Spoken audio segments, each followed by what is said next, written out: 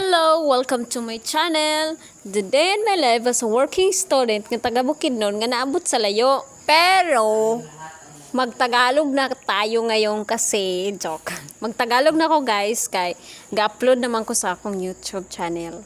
Wow! YouTube channel! I-search nyo na guys, tapos subscribe. Nag-i-inventory pala tayo ngayon the day in my life. Kasi Saturday, every Saturday kasi nag-i-inventory kami. Din habang nag-i-inventory ako, nakaabot na si Auntie Day. Nakabisaya naman ta, balik tas Tagalog. Tinulungan ko na nga siyang buwit-bit ng kaniyang mga dalahin. Wow, dalahin! Nag-grocery kasi si Ante. Kasi every Saturday din sila nag-grocery. Ay, grocery din pala, sabi ni Frame Grocery. Correction tape talaga to. Nakaastig nga pala sila yan sa content. Tingnan mo yung isa. Mag-unbox nga na tayo sa ating gift. Wow, gift. Hindi yung gift, guys. Dalahin yan.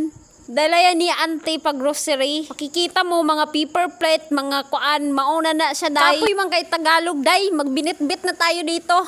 Tapos binuhat ko na nga yung box kasi bread pan yan, hindi naman yan mabigat. Hindi tulad ng ugali mo na ang bigat bit-bitin. In-arrange ko na nga pero iwan ko kung arrange ba to o hindi. Try natin sa rearrange pero iwan ko kung kaya ko pa ba. Baka pwede din to sa basketball. Shot!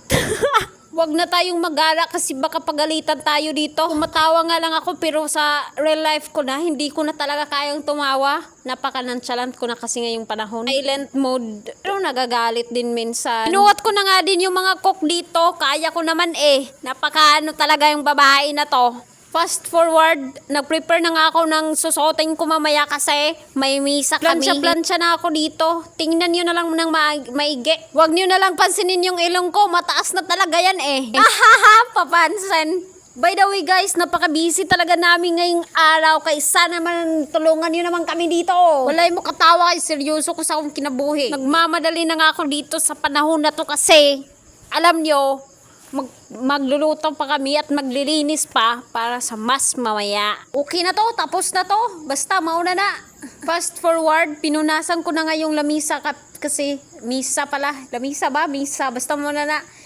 Kasi para ngayong sagay na, para pagkatapos sa misa, kakain kami mamaya. Kakaintindi ba kayo? Nalilibog din kasi ako eh. Tagalog at Bisaya, tagbes. Ewan ko kung ibang language ba to. Nagluluto na nga yung kasama ko.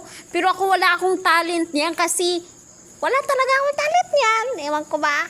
Hindi yan kasi ako. Pagtingin ko sa isa, si Frame, nag-prepare na din siya. Siya kasi yung nag-map. Ako naman na hindi marunong magluto. Tumitingin lang ako, left and right. Pero, tutulong din ako sa iba. Ha ha ha. Habang sila'y nagluluto, ako nag-prepare na rin ako ng mga ibang gawain. Mas lang talaga yung kaya kong i-prepare. Nga yung niluto ng kasama ko, di ba masarap? Meron ka talagang kasama na walang tiwala sa iyo kasi inulit niya yung trabaho ko. Maliligo na rin nga ako. For 1 second, natapos na din tayo sa maliligo, di ba madali?